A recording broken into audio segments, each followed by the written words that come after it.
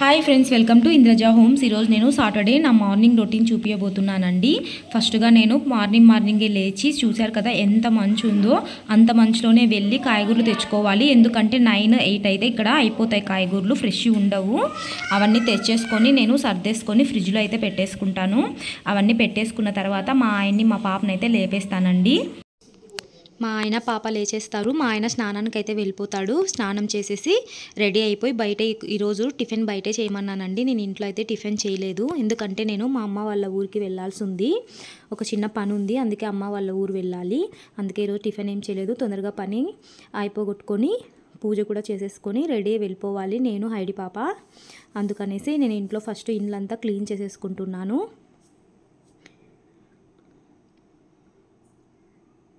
నేను ఎందుకోసం అమ్మ వాళ్ళ ఊరు వెళ్ళాల్సి వచ్చిందో నేను నెక్స్ట్ వీడియోలో మీకు క్లియర్గా చెప్తాను. నేను ఇట్లా ఇంట్లో పని చేసుకుంటాగానే నేను వాటర్ పెట్టేస్తానండి. హీటర్లో వాటర్ పెట్టేస్తే అవి కాగిపోతాయి కదా, పని అయ్యేలోగా స్నానాలు కూడా తొందరగా చేసేయచ్చు.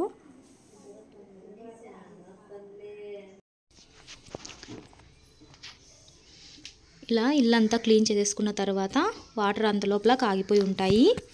ఫస్ట్ పాపకైతే స్నానం చేయిచ్చేస్తానండి.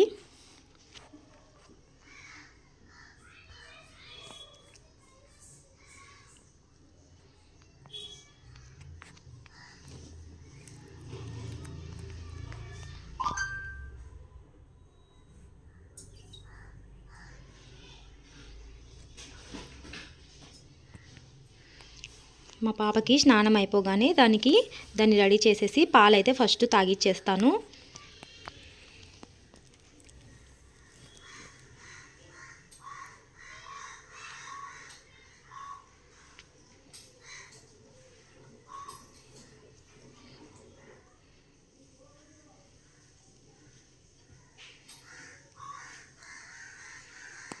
ఇలా పాపను రెడీ చేసేసి దానికి పాలు ఇచ్చేసి నేనైతే స్నానం చేసి పూజ చేసుకుంటానండి.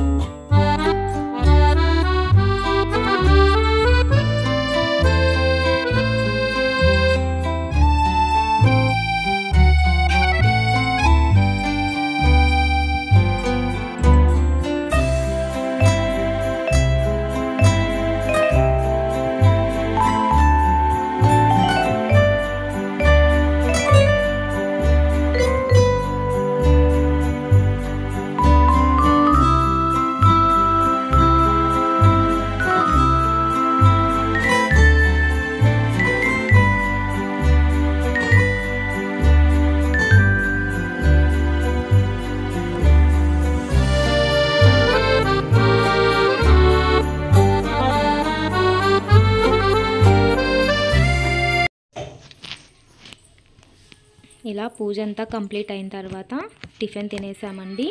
నేను పాప టిఫిన్ తినేసాము. ఈ ఇంట్లో ప్రిపేర్ చేయలేదు, ఊరికి వెళ్ళాలి కదా, టైం సరిపోదేమో అని నేను టిఫిన్ ప్రిపేర్ చేయలేదు. బయట నుంచి అయితే దోశ, ఇడ్లీ తెప్పించుకున్నాము. అది తినేసి ఊరికైతే తొందరగా రెడీ అయిపోయామండి.